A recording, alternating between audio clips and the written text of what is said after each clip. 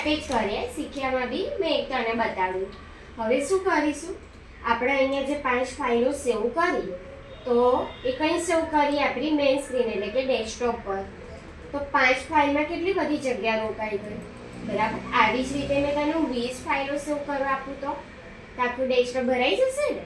તો ડેસ્કટોપ ભરાઈ જશે પછી 20 ફાઇલો પછી તું ક્યાં સેવ કરીશ? અને મેં તને એવું કહું કે મને તારી 3rd નંબરની ફાઇલ બતાવી, તો તું આરે શોધવી પડશે ને 20 માંથી કે તારી 3rd નંબરની ફાઇલ કઈ છે, બરાબર. તો આપણે શું કરીશું, એક ફોલ્ડર બનાવીશું. ફોલ્ડર એટલે કે એક જગ્યા જેની અંદર તું તારી બધી જ ફાઇલો રોજની સેવ કરી શકે છે. આટલું બધું ભરાઈ નહીં જાય, બરાબર. કોઈ બી એક જગ્યાએ તારી બધી ફાઇલો ભેગી હોય ને એને કહેવાય ફોલ્ડર. એવું સમજ કે તું તારું જે ઘર છે, બરાબર, તો ઘર ફોલ્ડર, એમાં તું રહે છે, મમ્મી રહે છે, પપ્પા રહે છે, દાદા દાદી રહે છે, બરાબર, બધા જ રહે છે. કઈ રહે છે? ઘરમાં. ઘરની અંદર બહુ જ બધા જણ રહે છે. તો એ શું થયું? ફાઇલો થઈ. આપણે ફાઇલો અને ઘર ફોલ્ડર, બરાબર, કે જ્યાં આપણે રહીએ છીએ. તો આપણે એને જ કરીશું. તું રોજનું જે બી કામ કરીશ ને આપણે એક જગ્યાએ એને સેવ કરીશું. તને બી મળી જશે અને મને બી તરત મળી જશે, શોધવું નહીં પડે અને એક જગ્યાએ સેફ રહેશે, બરાબર. કેવી રીતે? જો, જેવી રીતે કે આપણી આ મેઇન સ્ક્રીન છે, એમાં તારે વચ્ચે માઉસ રાખવાનું ગમે ત્યાં, બરાબર.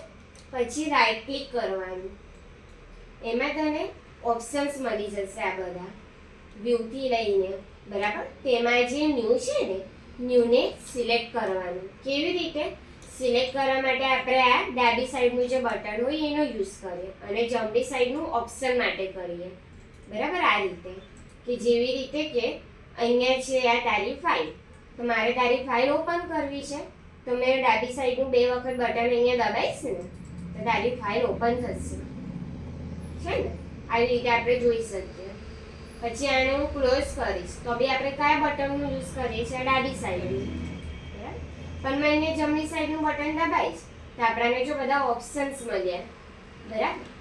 તો ઓપન બી કરાય, તો ઓપન સિલેક્ટ કરીશ તો બી ફાઇલ ઓપન થશે, બરાબર. પણ આપણે સારી રીતે અને શોર્ટકટનો યુઝ કરીએ છીએ આ ડબલ ટેપ વાળું. તો 2 વખત ટેપ કરીશ તો ફાઇલ ઓપન. આ સૌથી સારું, બરાબર. જલ્દી કામ થઈ જાય. તો જો શું કરવાનું, અહીંયા રાઈટ ક્લિક કરવાનું, રાઈટ ક્લિક કરીને ન્યૂમાં આવવાનું. ન્યૂની અંદર પહેલું જ છે ફોલ્ડર. આ ફોલ્ડરને આપણે સિલેક્ટ કરવાનું છે, બરાબર. તને એવું લાગે ને કે કોઈ ઓપ્શન યાદ નથી રહેતો તો મને કહેજો, હું તને લખીને આપીશ. બુક લાવે છે લખવા માટે? હવે તો બુક લઈને આવજે, હે ને. હું તને લાવું છું તો તને લાગે તો મને કહેજો, હું સ્ટેપ લખાવી દઈશ, હે ને. તો તને સારું છે, તને યાદ રહી જાય છે. રાઈટ ક્લિક કરવાનું, રાઈટ ક્લિક કરીને ન્યૂ અને ન્યૂની અંદર ફોલ્ડર, બરાબર. આ ફોલ્ડર આવી ગયું. પછી વચ્ચે અહીંયા આરની પાસે ક્લિક કરી દેવાનું અહીંયા, બરાબર. પછી આને ઇરેઝ કરી દેવાનું અને તારું નામ લખી દેવાનું, ટૂલ્સ. આ જ રીતે લખે છે ને, બરાબર છે. પછી અહીંયા એન્ટર. આ શું થયું? ફોલ્ડર બની ગયું, બરાબર. જો ફરી રાઈટ ક્લિક, ન્યૂ અને ફોલ્ડર, બરાબર. આને ઇરેઝ કરી દેવાનું.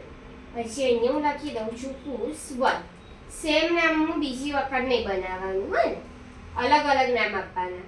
અને તને નામ સેમ રાખવા હોય તો પાછળ 1 2 3 એવું એડ કરતું જવાનું, અને એન્ટર. તારે શું થયું? ફોલ્ડર બની ગયું, બરાબર.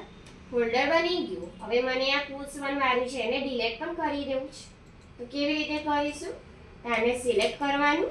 કેવી રીતે? ડાબી સાઈડનું બટન અને કીબોર્ડમાં ડિલીટ દબાવી દેવાનું.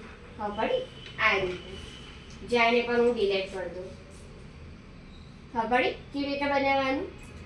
બેજો ટ્રાય કર.